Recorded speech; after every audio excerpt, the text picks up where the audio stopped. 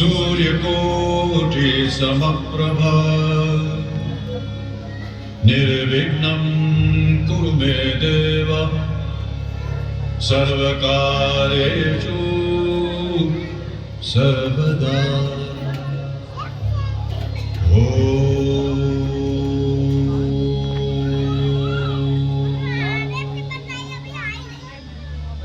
राजा बलि के राज्य में दैत्य, राक्षस तथा दानव अति प्रबल हो उठे थे। उन्हें शुक्राचार्य की शक्ति प्राप्त थी।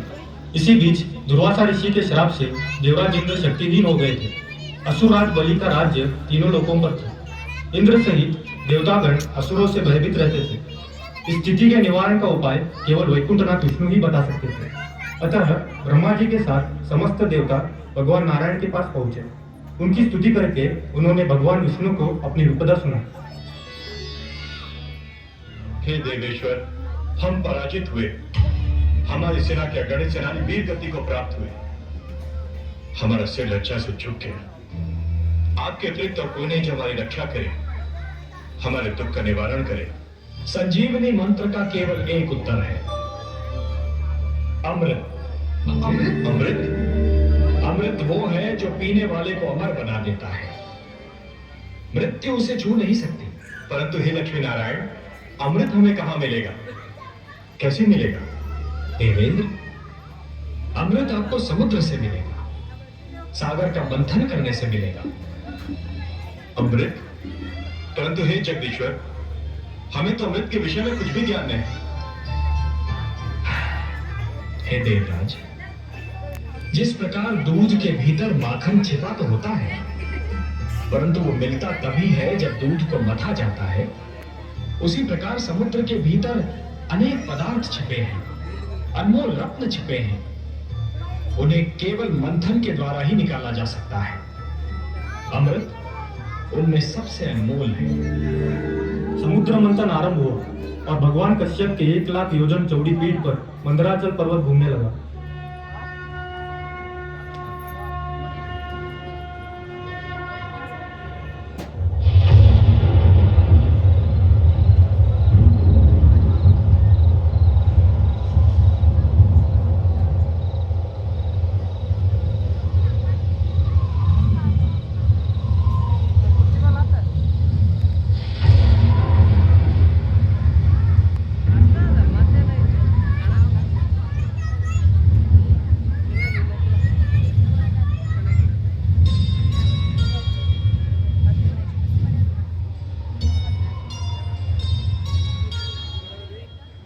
हे राजन, समुद्र मंथन से सबसे पहले जल का हलाल विष निकला। उस विष की ज्वाला से सभी देवता तथा असुर जलने लगे और उनकी कांति फीकी पड़ने लगी। तब सभी देवता ब्रह्मा जी सहित नारायण के पास पहुंचे।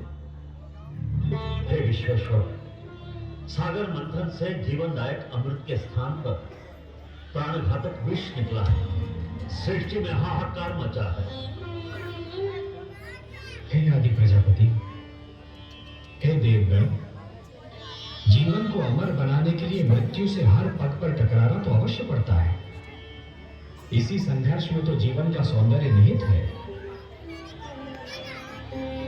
यदि अमृत की प्राप्ति इतनी सरल होती देवगण, तो जीवन और मृत्यु का यह संघर्ष और उसकी ये कथा तब की समाप्त हो चुकी होती।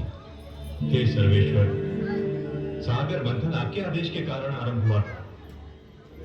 अमृत की प्राप्ति हमारे लिए नितांत आवश्यक है, परंतु इस विष के कारण मंथन स्थगित हो चुका है। आपका आदेश अधूरा रह गया है। हम मंथन करके आपके आदेश का पालन करना चाहते हैं, परंतु ये विष बाधा बन गया है। देवगण, ये बहुत जटिल समस्या है और इसका समाधान केवल भोलेनाथ कर सकते हैं। मैं देख रहा हूं कि इस संकट का निवारण केवल उन्हीं के पास है।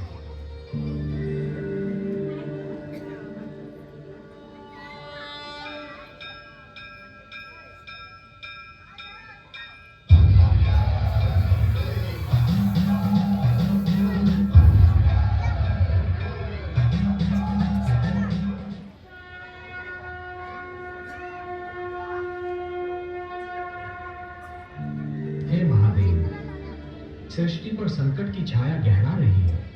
संकट? हाँ भोलेनाथ, संहार करता तो आप हैं, परंतु आज आपकी इच्छा के बिना मानव जीवन पर संहार का प्रारंभ हो गया है। देवता और दानव मिलकर अमृत की प्राप्ति के लिए समुद्र मंथन कर रहे थे, परंतु इस मंथन की सर्वप्रथम भेंट कालकूट विष सिद्ध हुई है। अब यह विष समस्त सृष्टि के लिए संकट बना हुआ है। संहार करता तो केवल मैं हूं। विष भी मेरा ही आविष्कार है। विष मेरे लिए संहार करने का शस्त्र है और किसी भी विष को नष्ट नहीं किया जा सकता। विष को रोका जा सकता है, विष को सीमित किया जा सकता है, विष के दुष्प्रभाव को समाप्त किया जा सकता है, परंतु विष को नष्ट नहीं किया जा सकता। और हाँ देवराज, संसार में कालकूट ही एकमात्र विष नहीं है। विष तो कटुवाणी में भी होता है, अश्लील विचारों में भी होता है। वाणी के विष को यदि कानों में ही रोक लिया जाए तो उसका प्रभाव हृदय तक नहीं पहुंचता, और अश्लील विचारों के विष को यदि मस्तिष्क में प्रवेश न करने दिया जाए तो वो चरित्र को हानि नहीं पहुंचा सकता।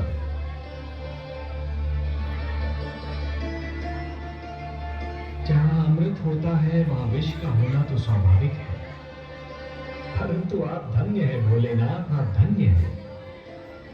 कालकूट विष का प्रभाव तो आपके सुंदर तर्क ने ही कम कर दिया। अब शेष समस्या का समाधान भी आप ही निकालेंगे। आपने सत्य कहा कि विष को नष्ट तो नहीं किया जा सकता, परंतु उसे रोका अवश्य जा सकता है, और यह कार्य केवल आप ही कर सकते हैं देवाधिदेव।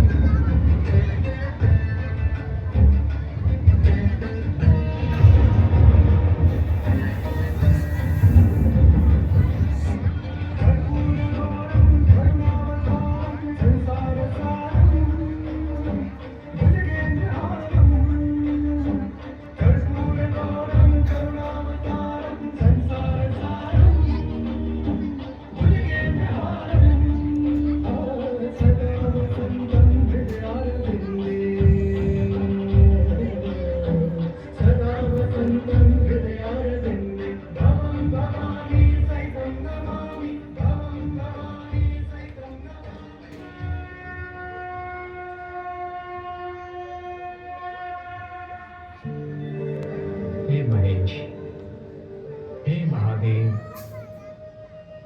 आज आपने कालकूट विष के प्रभाव से सारे संसार को बचा दिया। आपको कोटि कोटि धन्यवाद। आपने समस्त सृष्टि पर उपकार किया है महादेव। आज आपने महान त्याग और महानतम बलिदान का प्रदर्शन किया है।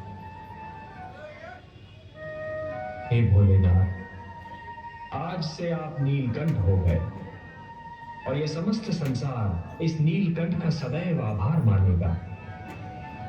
मैं स्वयं आपका ऋणी रहूंगा नीलकंठ, क्योंकि जिन लोगों की रक्षा मुझे करनी चाहिए थी, आज उन सब की रक्षा आपने की है। आज आपने समस्त संसार को यह ज्ञान दे दिया कि जिस प्रकार सूर्य बनने के लिए अग्नि बनना पड़ता है और अग्नि में जलना भी पड़ता है, उसी प्रकार शंकर बनने के लिए विष का प्राशन भी करना पड़ता है।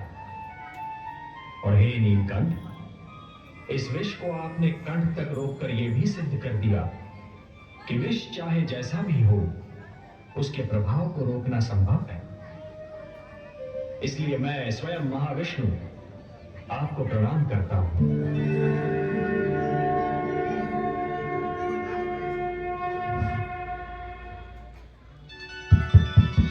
श्री सार्वजनिक गणेश मंडली जैन और दांडली